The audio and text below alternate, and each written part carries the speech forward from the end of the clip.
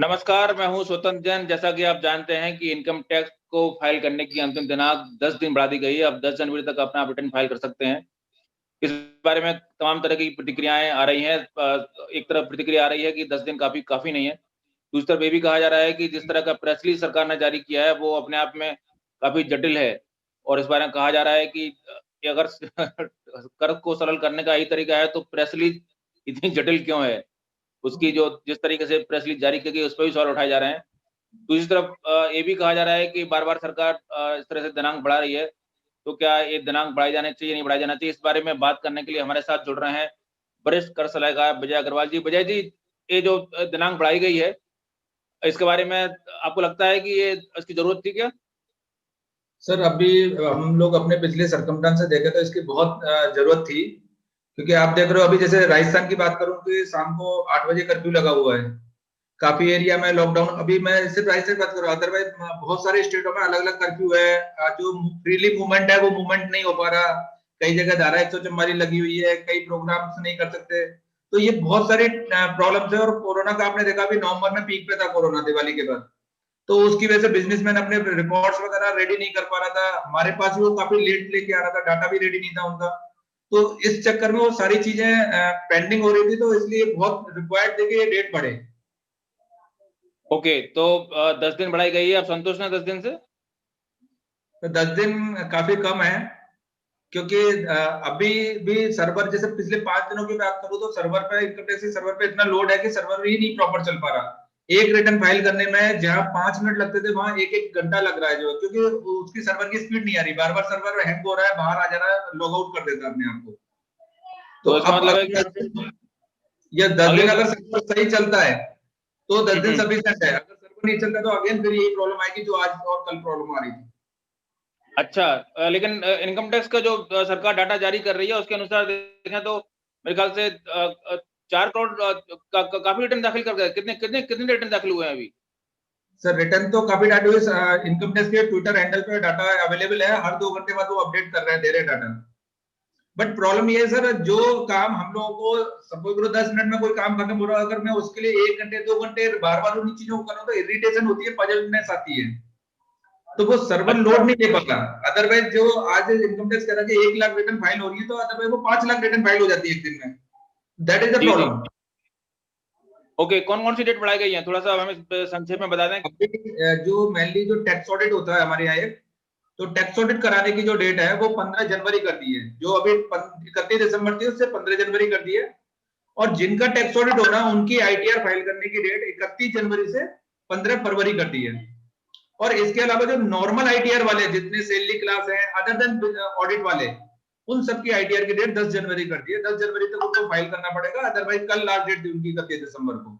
तो वो केवल 10 दिन का गवर्नमेंट ने एक्सटेंशन दिया है।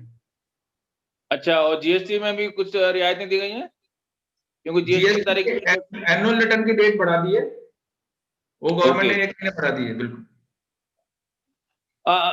एक और इस बार समस्या आ रही है कि जो है ना हुआ है कि कोविड के कारण कई लोगों की नौकरियाँ चली गई, कई लोग जो है ना इधर-उधर हो गए। तो ऐसा देखा जा रहा है कि कई लोगों को जो इनकम टैक्स का जो है ना सैलरीड लोग हैं, उनको अपना फॉर्म नहीं मिल पा रहा है 16। तो ऐसा कोई तरीका होता है क्या कि बिना फॉर्म 16 के अपना रिटर्न फाइल कर लें, जो है ना जो आपके प्रोफेशनल लोग हैं, जो सैलरीड लोग हैं? नहीं सर, सैलरी की क्लास में जब तक आपको फॉर्म 16 नहीं मिलेगा डिपार्टमेंट से, या मतलब जहां भी आप जॉब करते हैं, तब तक आप रिटर्न फाइल नहीं कर पाओगे, क्योंकि सैलरी में बहुत सारी डिडक्शंस और एग्जम्पशंस होती हैं। वो उसका एम्प्लॉयर ही दे पाएगा उसको। उसके जो एम्प्लॉय अगर अपने खुद रिटर्न भरेगा without the help of the form 16, तो उसको पता ही नहीं लगेगा उसकी सैलरी, क्योंकि जो बैंक में सैलरी आती है उसमें बहुत सारी डिडक्शंस भी होती हैं। तो फॉर्म 16 आने के बाद उसके लिए इजी है, फिर तो वो अपनी रिटर्न फाइल कर सकता है। बट बिना फॉर्म 16 के वो अपनी रिटर्न फाइल नहीं कर सकता। वो एचआरए की एग्जाम्पशन की कैलकुलेशन कैसे करेगा, अलाउंसेस मिलते हैं उनकी एग्जाम्पशन कैसे करेगा, उसको आइडिया नहीं है तो कौन सा अलाउंस एग्जाम्प्ट है, कौन सा टैक्सेबल है। तो बिना फॉर्म 16 के वो रिटर्न फाइल नहीं कर पाएगा जो है।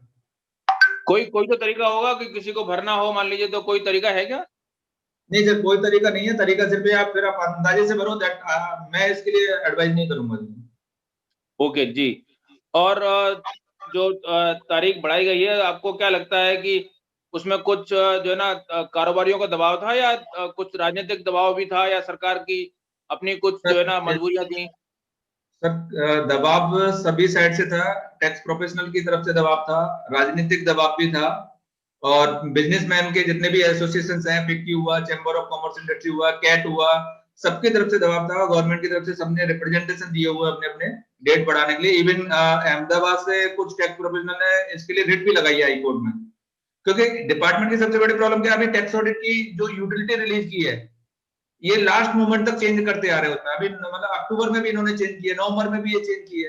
तो जब डिपार्टमेंट रेडी नहीं है अपनी यूटिलिटी देने के लिए टाइम से, अदरवाइज ये सारी यूटिलिटी उनकी 1 अप्रैल को अवेलेबल हो जानी चाहिए थी, तो वो फिर अच्छा, जो हमसे मतलब इनकम टैक्स के जो फॉर्म है, यूटिलिटी वो चेंज हुई है लगातार?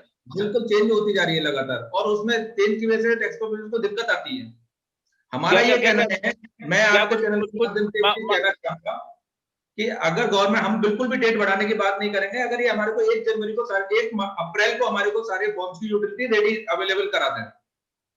अच्छा, जैसे यूटिलिटी चेंज होती है उसके बाद 4-5 दिन सॉफ्टवेयर वाला लेता है उसको अपडेट करने में, उसके बाद हम उस पर वर्किंग कर पाते हैं। फिर क्या होता है, उसके लिए जैसे 4 दिन में कोई यूटिलिटी चेंज हुई तो फिर हमें उसको समझना भी पड़ता है क्या चेंज हुआ, उसके लॉ भी पढ़ना पड़ेगा, तो ये प्रैक्टिकल प्रॉब्लम्स हैं। क्या क्या इस बार कुछ जैसे इस बार जो कितने फॉर्म हैं, कुछ क्या क्या बदलाव आए हैं इस बार? फॉर्म में काफी सारे बदलाव आए हैं। एक ITR 1 से लेकर ITR 7 तक फॉर्म है, अलग अलग टाइप के एसएससी के लिए, और डिपेंड करता है कि कौन से सोर्सेज से इनकम है, उसके हिसाब से उसके अलग अलग फॉर्म्स हैं। तो कुछ जो कुछ जैसे जैसे ITR 1 सिंपलेस्ट फॉर्म है, सैलरी क्लास इनकम है तो उसको ITR 4 बढ़ सकता है। बिजनेसमैन है जो 44 AD में डिक्लेयर करता है अजम्पशन बेसिस पे, उसके लिए ITR 4 है। डिटेल इनकम के लिए ITR 3 है। तो इस तरह के अलग अलग फॉर्म्स हैं। नहीं, वो तो ठीक है। मैं कह रहा हूँ कि आप कह रहे हैं कि ITR की जो यूटिलिटी है, फॉर्म है, उनमें बदलाव किया गए हैं। इस बार क्या मेजर बदलाव हुए हैं?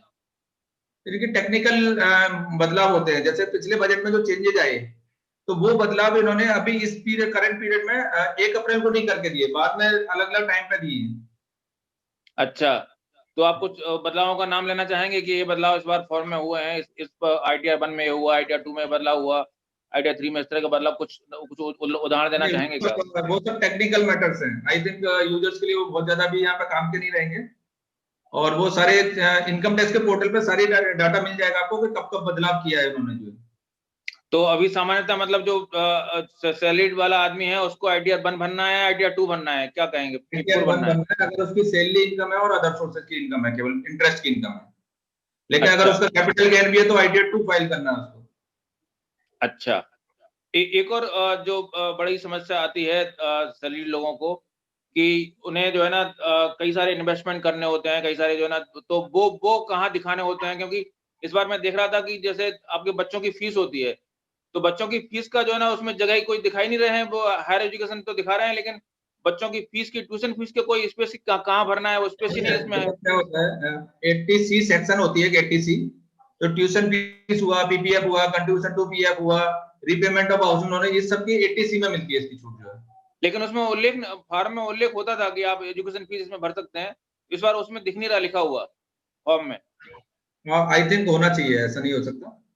अच्छा, ऐसा नहीं हो सकता। हो सकता है मुझे देखने में कुछ गलती हुई हो।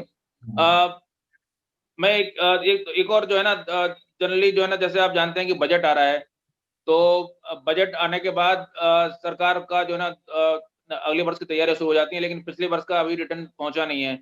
तो क्या इससे सरकार के कामकाज में दिक्कत नहीं आएगी? सर डेफिनेटली आएगी, और सबके लिए दिक्कत आ रही है, बिजनेसमैन के लिए भी, टैक्स प्रोफेशनल के लिए, गवर्नमेंट के लिए, क्योंकि हम जो हमारा काम कंप्लीट जो है सितंबर में कंप्लीट हो जाता था नॉर्मल रूटीन में, वो हम सब लोग पेंडिंग है, हमारा सारा काम, हमारी सारे मतलब बुक्स पेंडिंग है, प्रोफेशनल का ITR पेंडिंग्स हैं। और जब वहां तक की प्लानिंग नहीं होगी तो इस साल की मैं प्लानिंग कैसे करूंगा? इस साल का फाइनलाइजेशन का टाइम आ गया, मार्च आपको पता है नजदीक आ रही है, तो इस साल का फाइनलाइजेशन का भी टाइम नजदीक आ गया, तो बर्डन, ओवर बर्डन हो गया ये काम। अब उसकी डेट शुरू हो जाएंगी फिर उसके बाद। इधर GST की आपको पता है रिटर्न हर महीने जाते, तो उसका ओवरलोडिंग ऑलरेडी बिजनेसमैन के पास अलग है उसका। तो आपको लगता है कि अब शायद डेट ना बढ़े, मतलब 10 जनवरी लास्ट रहेगी?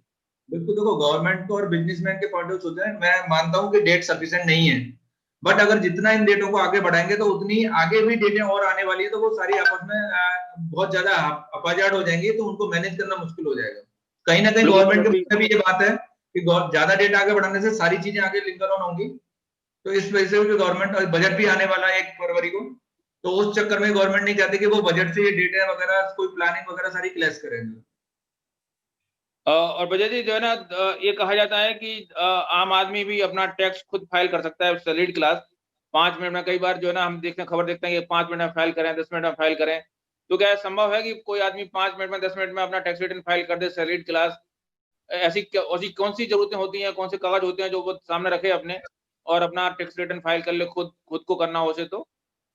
सर आप एक चीज समझे कि आज जो टैक्स प्रोफेशनल है वो आज किस लिए है, क्योंकि वो टैक्स की उनके पास इन डेप्थ नॉलेज होती है। अगर सैलरी क्लास आदमी सोचता है खुद रिटर्न फाइल कर ले, तो क्या होता है, जब हम लोग रिटर्न भरते हैं तो हम लोग उसकी सारी चीजें देखते हैं, उसका बैंक स्टेटमेंट देखते हैं उसमें, और क्योंकि सैलरी क्लास को क्या लगता है कि उसमें और कुछ भी नहीं है उसकी इनकम। बट कई बार क्या होता है, बैंक स्टेटमेंट जब हम देखते हैं तो उसमें लगा कि कोई LIC का मैच्योरिटी अमाउंट ही आया है, एग्जम्प्ट है, बट हमें रिटर्न में तो दिखाना है ना उसको, या और कहीं से पैसा है, तो हम लोग उसको एडवाइस दे पाते हैं कि आगे से ये ट्रांजेक्शन नहीं करनी है, कौन से इसमें इनकम टैक्स के दायरे में आते हैं, कौन से नहीं आते हैं। तो अगर वो कहीं टैक्स प्रोफेशनल की अगर हेल्प लेता है तो वो अपने रिटर्न को एक बेटर वे में भर सकता है। अदरवाइज वो खुद भी भरेगा तो भर सकता है, बट प्रॉब्लम क्या आती है कि आगे जब भी कभी उसमें डिपार्टमेंट से कोई प्रॉब्लम आई, तो again you have to take the help of the tax professional. तो बेटर है कि वो पहले ले ले, तो वो ज्यादा बेटर है, तो प्रॉपर वे में उसकी रिटर्न चली जाएगी। भरना चाहे वो भर सकता है, कोई दिक्कत नहीं है। गवर्नमेंट कहती है हमेशा कि हम इसको फॉर्म को इजी बना रहे हैं, आराम से भर सकता है, बट वो केवल जब ही भर सकता है जब उसकी सैलरी इनकम हो और केवल ब्याज की इनकम हो। अगर और कोई इनकम नहीं है तो भर सकता है, कोई दिक्कत नहीं है। बट अगेन सैलरी में जैसे आपको पता है बहुत सारे अलाउंसेस वगैरह होते हैं, तो उनके कैलकुलेशन है, वो कहाँ दिखाने हैं, कैसे दिखाने हैं, तो ये छोटी छोटी ये प्रॉब्लम्स आती हैं उसको रिटर्न भरने में। ओके, तो सबसे अंत में ये बताएं कि जो आपका फॉर्म होता है, फॉर्म 16 होता है और सैलरी क्लास को फॉर्म भरना होता है, तो उसमें क्या इतनी सचमुच फॉर्म इतना आसान हो गया, ITR बन सरकार ने इतना आसान बना दिया है कि आदमी उसको समझ सकता है खुद, आम आदमी? उसमें कोई उलझन नहीं है, कोई उसमें मतलब कुछ हिडन उसमें चीजें नहीं है? सर देखो क्या होता है, गवर्नमेंट जहां एक तरफ इसको कहते हैं ना सिंप्लीफाइड करती जा रही है, दूसरी तरफ उसमें उतनी सारी इंफॉर्मेशन और डिटेल एंड इंफॉर्मेशन भी मांगती जा रही है। तो मैं नहीं समझता कि ये बहुत इजी वर्क है। जैसे आपको ध्यान होगा, अगर 10 साल पहले की बात करो, ITR का एक ही फॉर्म होता था, अभी 7 फॉर्म हो गए। सबसे पहले तो जो रिटर्न टैक्स पेयर है उसको ये समझना मुश्किल हो जाता है कि मेरे को कौन सा वाला फॉर्म भरना है। अब वो गलत फॉर्म चूज कर लेता, तो वहां पे पता लगा कि उसका, जैसे मैंने आपको बताया कि ITR 1 में केवल इंटरेस्ट और सैलरी की इनकम आएगी, अब उसका कैपिटल गेन भी है, अब उसको नहीं पता, वो ITR 1 में ढूंढता रहेगा कि कहाँ है कैपिटल गेन का, कॉलम ही नहीं मिल रहा उसको जो है। तो ये लेकिन अदर इनकम भी तो होती है ITR 1 में। अदर इनकम में कौन सी इनकम हो सकती है? अदर इनकम में इंटरेस्ट की, डिविडेंड की, और उसका कोई अदर देन बिजनेस की कोई अदर इनकम है वो आ सकती है उसमें। वो आ सकती है। और बाकी क्या है, फॉर्म? जितना ITR हमें देखने में इजी लगता है उतना ही उसमें हर्डल बढ़ती जा रही है गवर्नमेंट की तरफ से। जैसे अभी सैलरी की, पहले सिंपलेस्ट सैलरी का डिटेल जाती थी, अभी सैलरी की काफी डिटेल मांगने लग गए कि 17(1) में कितनी सैलरी है, 17(2) में कितनी है, 17(3) में कितनी है। अब वो हाँ एक हाँ। सैलरी हम लोग को कहाँ से पता उसको कौन से अलाउंसेस है, कितना एग्जाम्प्ट है, अंडर सेक्शन 10 कितना एग्जाम्प्ट है। टैक्स पेयर से हम ये उम्मीद नहीं कर सकते सैलरी क्लास को ये सारी डिटेल पता होंगी। तो ये प्रैक्टिकल प्रॉब्लम बिल्कुल। रहती है कि एक तरफ हम जहाँ इजी करने की बात कर रहे हैं, उतना ही उसी दूसरी साइड में हम लोग उसको टिपिकल बनाते जा रहे हैं। चलिए विजय जी, बहुत बहुत धन्यवाद आपका जुड़ने के थैंक लिए यू। पत्रकार टीवी से। थैंक यू आपका सर। बहुत बहुत धन्यवाद। उम्मीद करता हूँ कि हमारे टैक्स पेयर के लिए जानकारी बहुत उपयोगी। नमस्कार।